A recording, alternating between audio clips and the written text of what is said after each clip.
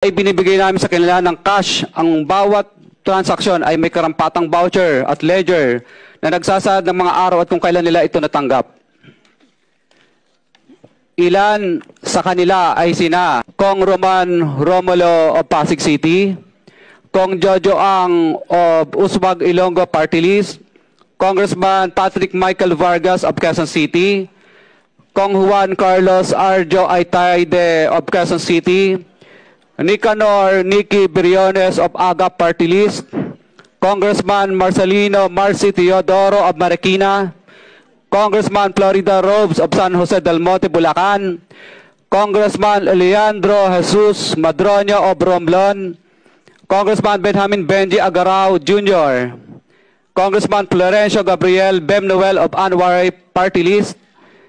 Kong Leo de Ode Tariela of Occidental Mindoro, Congressman Reynan Arrogancia of Quezon Province,